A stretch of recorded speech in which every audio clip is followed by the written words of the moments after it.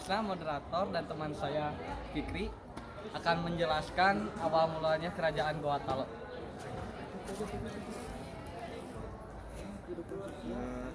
Kerajaan Goa Talo lebih dikenal dengan sebutan Kerajaan Makassar. Kerajaan ini terletak di daerah Sulawesi Selatan, Makassar. Sebenarnya adalah ibu kota Goa yang dulu disebut Ujung Padang. Secara geografis Sulawesi Selatan memiliki posisi penting karena dekat dengan jalur pelayaran perdagangan di Nusantara. Kerajaan bersuku Makassar di Goa Talo muncul sekitar tahun 1300 sebagai salah satu dari sekian banyak agraris di Jazirah Sulawesi Selatan. Sejak abad ke-16 hingga seterusnya, Goa dan sekutu pesisirnya menjadi kekuatan besar pertama mendominasi sebagai pusat daerah semenanjung tersebut.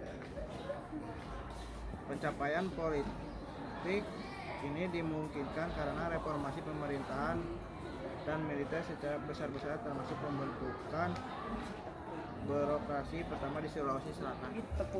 Dan sekarang teman-teman saya akan menjelaskan kehidupan sosial, kehidupan politik, dan kehidupan ekonomi. Kehidupan sosial akan dibawakan oleh Dian, kehidupan politik akan dibawakan oleh Yazid, dan kehidupan ekonomi akan dibawakan oleh Rangga.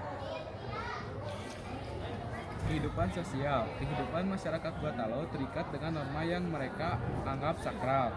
Norma kehidupan masyarakat tersebut diatur berdasarkan adat dan agama Islam yang disebut pangandakang.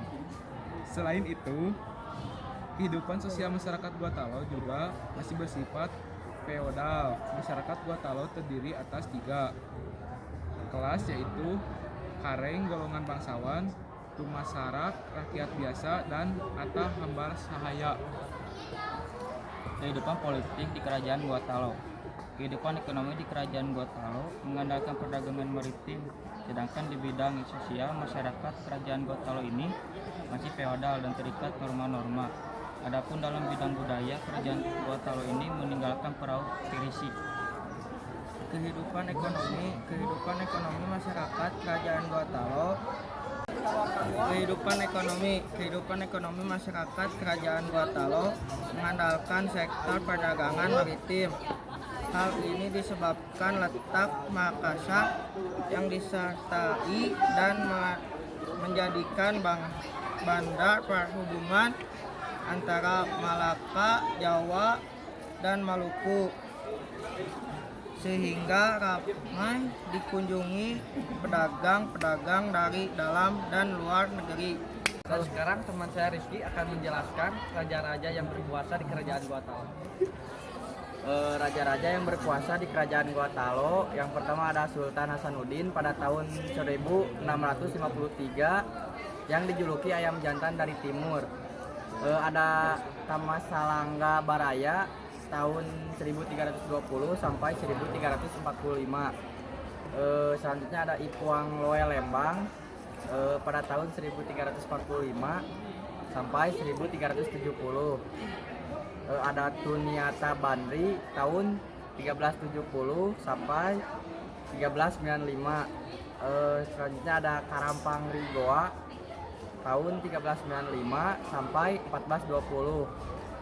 Ada Tunatangkalopi tahun 1420 sampai 1445. Misalnya ada Batara Goa Tuniawangwangri Paralekena tahun 1445 sampai 1460. Ada Ipakere Tau Tunijalo Ri Pasuki tahun 1460 hari. Yang selanjutnya ada DG Matenre KRG Mangutungi Tubapa Risi Kalona tahun 1460 sampai 1510.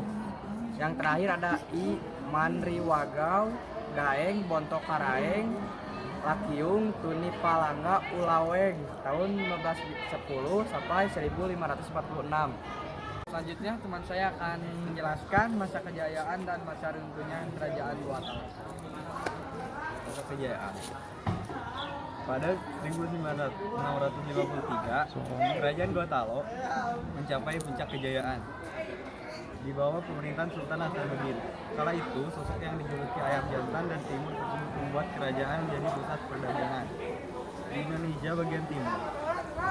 Selain itu, Sultan Hasanuddin juga turut mengembangkan dunia pendidikan dan kebudayaan Islam. Kerajaan Gotal juga turut berjuang melawan penjajah di bawah komando Sultan Hasanuddin. Masa keruntuhan. Setelah melewati masa kejayaan, kerajaan Gotalo mulai mengalami kemunduran. Faktor yang menyebabkan hancurnya kerajaan Gotalo adalah politik adu domba yang dilakukan Belanda untuk bersekutu dengan VOC menghancurkan Makassar. Kemudian kerajaan Gotalo mengakui kekalahannya setelah bertahun-tahun berperang. Pernyataan kekalahan itu juga ditandai dengan bahwa pada tahun Kami mohon maaf bila ada kesalahan dan kekurangan karena sempurna milik Allah Ta'ala. Assalamualaikum warahmatullahi wabarakatuh.